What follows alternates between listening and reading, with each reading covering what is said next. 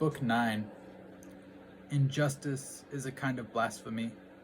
Nature designed rational beings for each other's sake, to help, not harm one another as they deserve. To transgress its will, then, is to blaspheme against the oldest of the gods, and to lie is to blaspheme against it too, because nature means the nature of that which is, and that which is and that which is the case are closely linked, so that nature is synonymous with truth, the source of all true things. To lie deliberately is to blaspheme. The liar commits deceit and thus injustice. Likewise, to lie without realizing it, because the involuntary liar disrupts the harmony of nature, its order. He is in conflict with the way the world is structured, as anyone is who deviates toward what is opposed to the truth, even against his will. Nature gave him the resources to distinguish between true and false, and he neglected them, and now he can't tell the difference. And to pursue pleasure as good and flee from pain as evil, that too is blasphemous. Someone who does that is bound to find himself constantly reproaching nature, complaining that it doesn't treat the good and bad as they deserve, but often lets the bad enjoy pleasure and the things that it produces it, and makes the good suffer pain and the things that produce pain.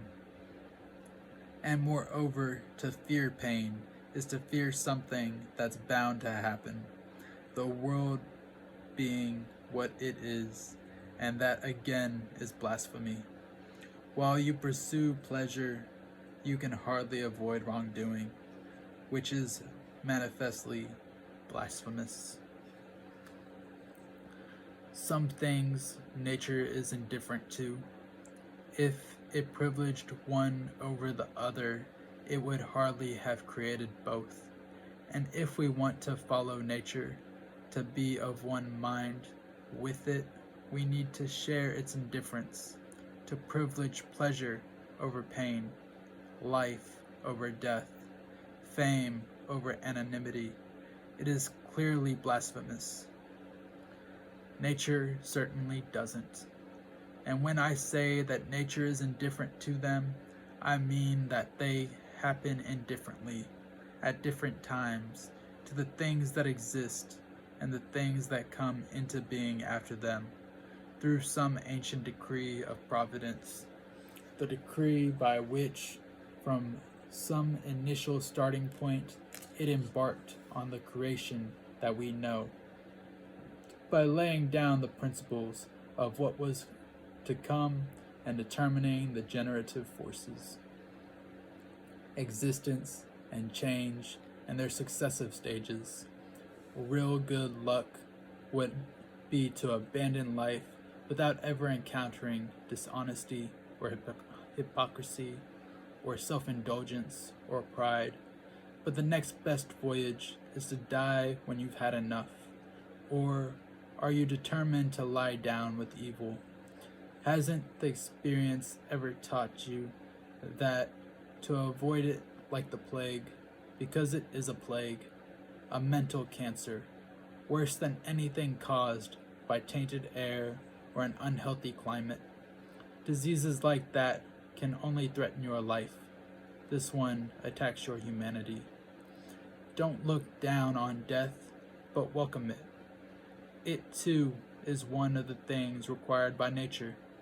Like youth and old age, like growth and maturity, like a new set of teeth, a beard, the first gray hair, like sex and pregnancy and childbirth, like all the other physical changes at each stage of life, our dissolution is no different. So this is how a thoughtful person should await death, not with indifference, but with impatience, not with disdain, but simply viewing it as one of the things that happens to us. Now to anticipate the child's emergence Now you anticipate the child's emergence from its mother's womb, and that's how you should await the hour when your soul will emerge from its compartment. Or perhaps you need some tidy aphorism to tuck away in the back of your mind. Well, consider two things that should reconcile you to death: the nature of things you'll leave behind you, and the kind of people you'll no longer be mixed up with. There's no need to feel resentment toward them. In fact, you should look out for their well-being and be gentle with them, but kind in mind. That everything you believe is meaningless. But keep in mind that everything you believe is meaningless to those you leave behind, because that's all that could restrain us, if anything could. The only thing that could make us want to stay here, the chance to live with those who share our vision. But now, look how tiring it is, how cacophony we live. Enough to make you say to death, "Come quickly, before I start to forget myself, like them." To do harm is to do yourself harm. To do an injustice is to do yourself an injustice. It degrades you. And you can also commit injustice by doing nothing.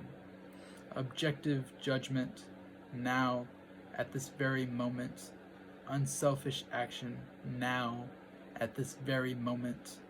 Willing acceptance, now, at this very moment, of all external events. That's all you need. Blot out your imagination. Turn your desire to stone. Quench your appetites. Keep your mind centered on itself.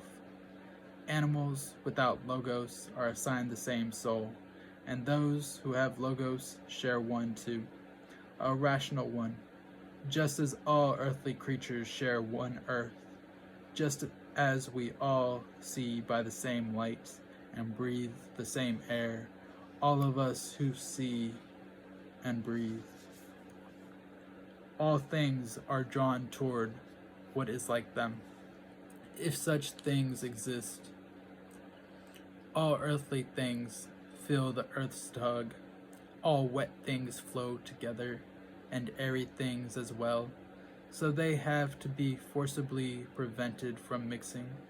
Fire is naturally drawn upward by that higher fire, but ready to ignite at the slightest touch of other earthly flame, so that anything drier than usual makes good fuel, because less of what hinders combustion is mixed in with it.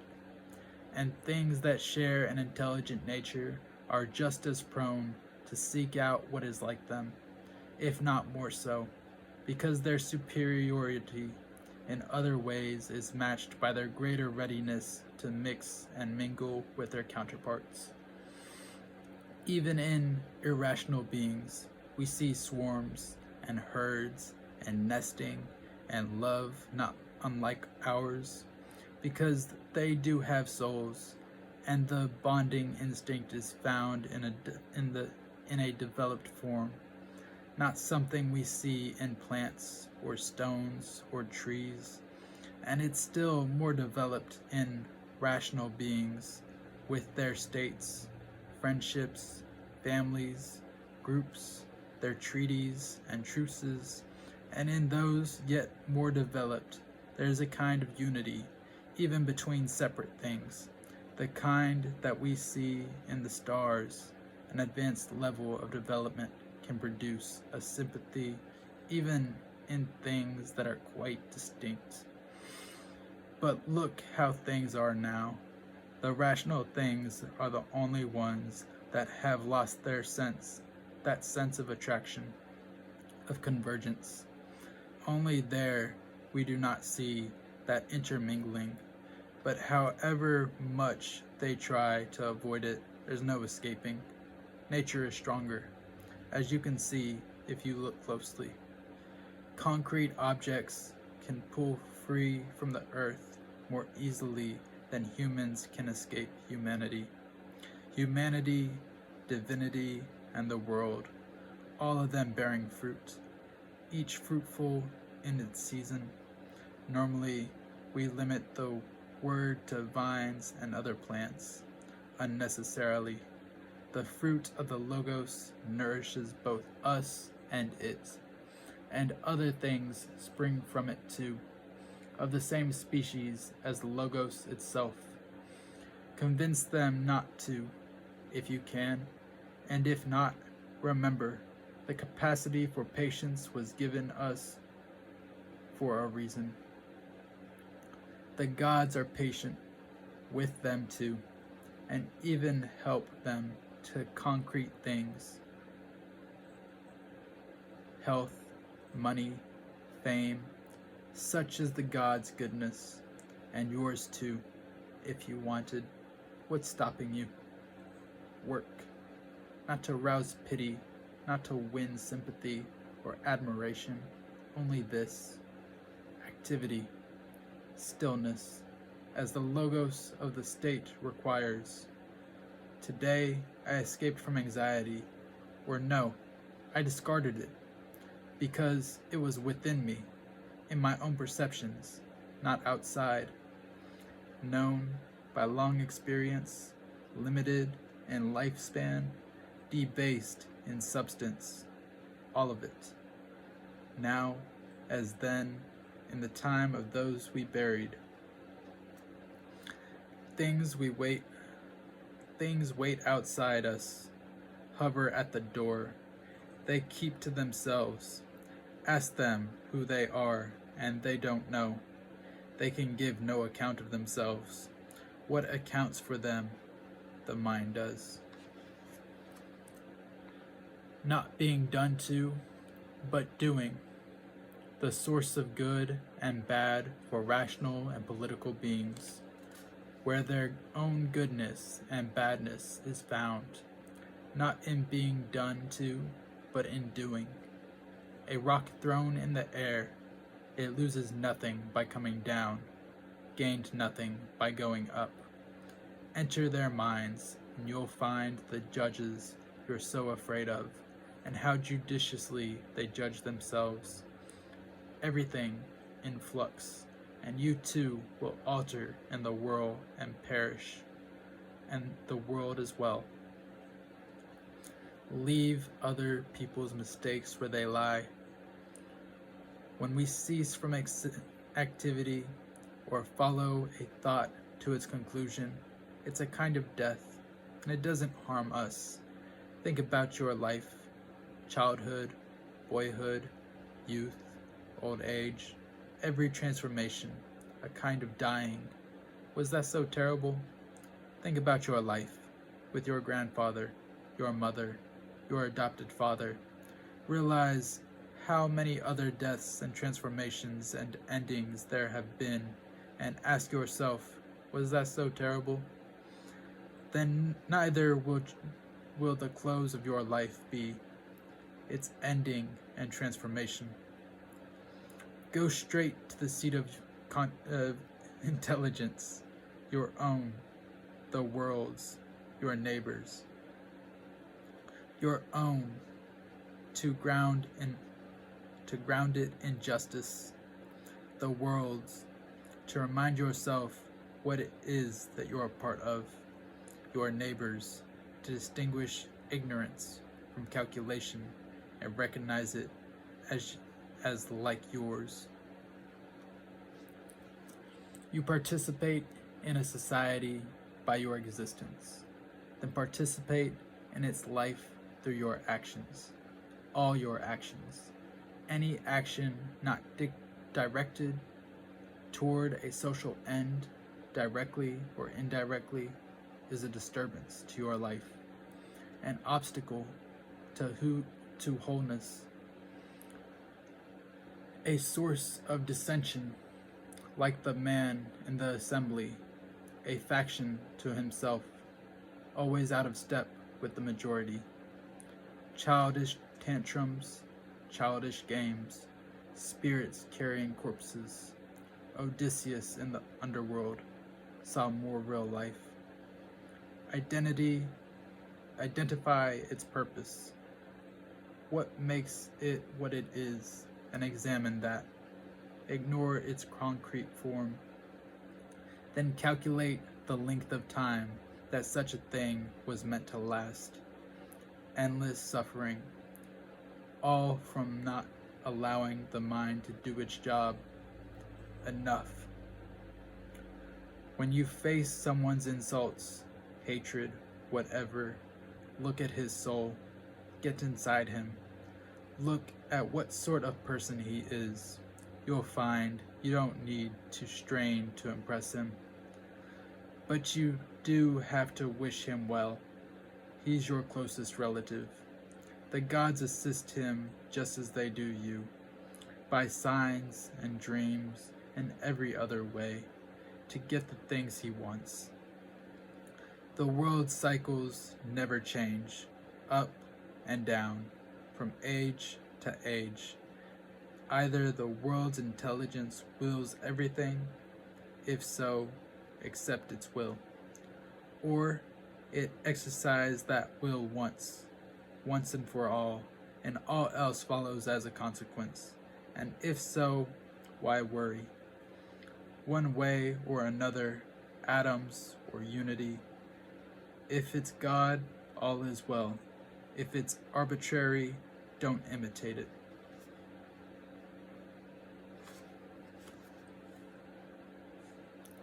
The earth will cover us all, and then be transformed in turn.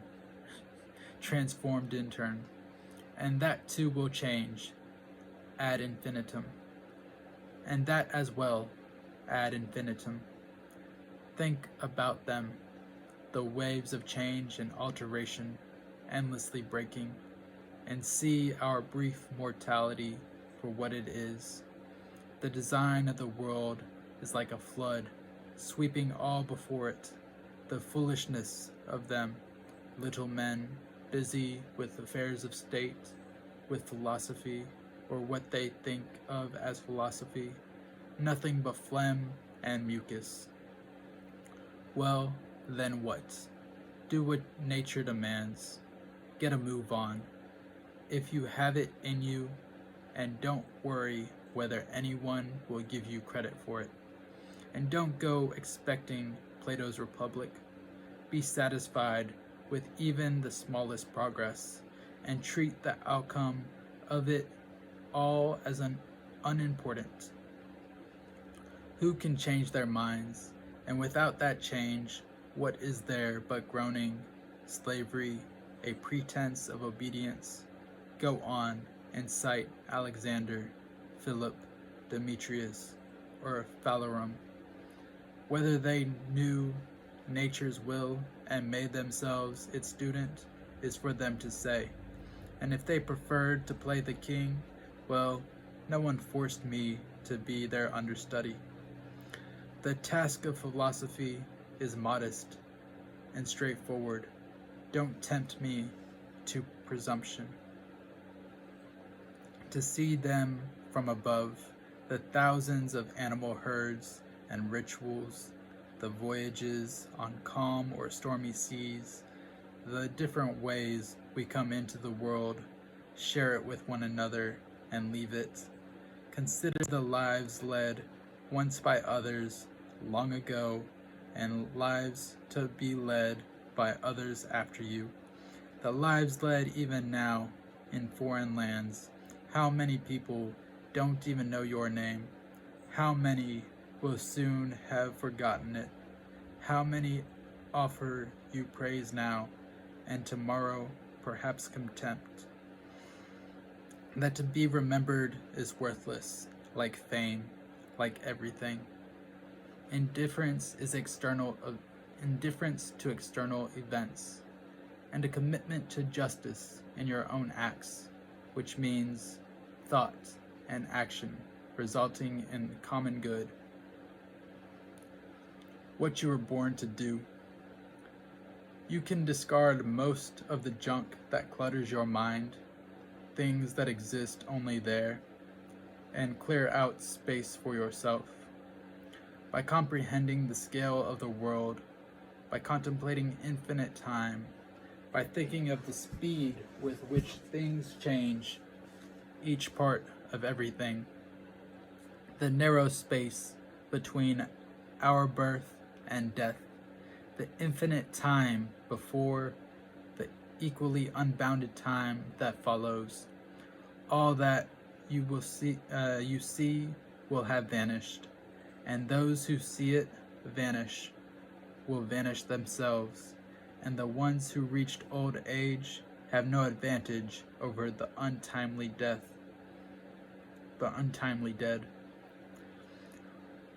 What their minds are like, what they work at, what evokes their love and admiration. Imagine their souls stripped bare and their vanity, to suppose that their disdain could harm anyone, or their praise help them. To decompose is to be recomposed. That's what nature does.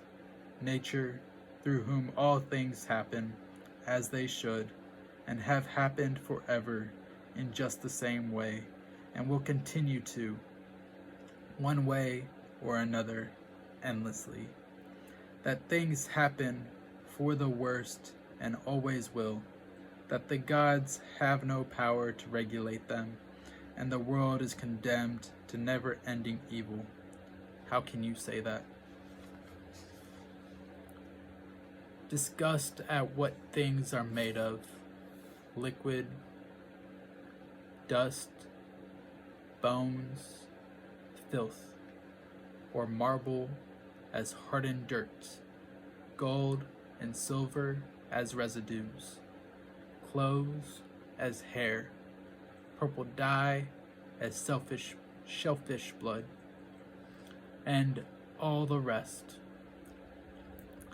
And the same with our living breath, transformed from one thing to another. Enough of this wretched, whining monkey life. What's the matter? Is any of this new? What is it you find surprising? The purpose, look at it. The material, look at that. And that's all there is. And the gods, well, you could try being simpler, gentler, even now. 100 years or 3, no difference. If they've injured you, then they're the ones who suffer for it. But have they? Either all things spring from one intelligent source and form a single body, and the part should accept the actions of the whole, or there are only atoms joining and splitting forever and nothing else. So why feel anxiety? Say to your mind, are you dead, damaged, brutal, dishonest? Are you one of the herd, or grazing like one? Either the gods have power or they don't. If they don't, why pray? If they do, then why not pray for something else instead of for things to happen or not to happen? Pray not to feel fear or desire or grief. If the gods can do anything, they can surely do that for us. But those are things the gods left up to me. Then isn't it better to do what's up to you, like a free man, than to be passively controlled by what isn't, like a slave or beggar? And what makes you think the gods don't care about what's up to us? Start praying like this and you'll see. Not some way to sleep with her, but a way to stop wanting to. Not some way to get rid of him, but a way to stop trying. Not some way to save my child, but a way to lose your fear. Redirect your prayers like that and watch what happens. Epicurus. During my illness, my conversations were not about my physical state. I did not waste my visitors' time with things of that sort, but went on discussing philosophy, and concentrated on one point in particular: how the mind can participate in the sensations of the body and yet maintain its serenity and focus on its own well-being. Nor did I let my doctors strut about like grandees. I went on living my life the way it should be lived, like that, in illness or in any situation. Not to let go of philosophy, no matter what happens. Not to bandy words with crackpots and Philistines. Good rules for any philosopher. Concentrate on what you're doing and what you're doing it with. When you run up against someone else's shamelessness, ask yourself this: is a world without shamelessness possible? No. Then don't ask the impossible. There have to be shameless people in the world. This is one of them. The same for someone vicious or untrustworthy or with any other defect. Remember that the whole class has to exist. Will make you more tolerant of its members. Another useful point to bear in mind: what qualities has nature given us to counter that defect? As an antidote to unkindness, it gave us kindness and other qualities to balance other flaws. And when others stray off course, you can always try to set them straight, because every wrongdoer is doing something wrong, doing something the wrong way. And how does it injure you anyway? You'll find that none of the people you're upset about has done anything that could do damage to your mind, but that's all that harm or injury could mean. Yes, boorish people do boorish things. What's strange or unheard of about that? Isn't it yourself you should reproach for not anticipating that they'd act this way? The Logos gave you the means to see it, that a given person would act a given way, but you paid no attention, and now you are astonished that he's gone and done it. So when you call someone untrustworthy or ungrateful, turn the reproach on yourself. It was you who did wrong, by assuming that someone with those traits deserved your trust, or by doing them a favor and expecting something in return, instead of looking to the action itself for your reward. What else did you expect from helping someone out? Isn't it enough that you've done what your nature demands? You want a salary for it too, as if your eyes expected a reward for seeing, or feet for walking. That's what they were made for. By doing what they were designed to do, they're performing their function, whereas humans were made to help others. And when we do help others, or help them to do something, we're doing what we're designed for. We perform our function.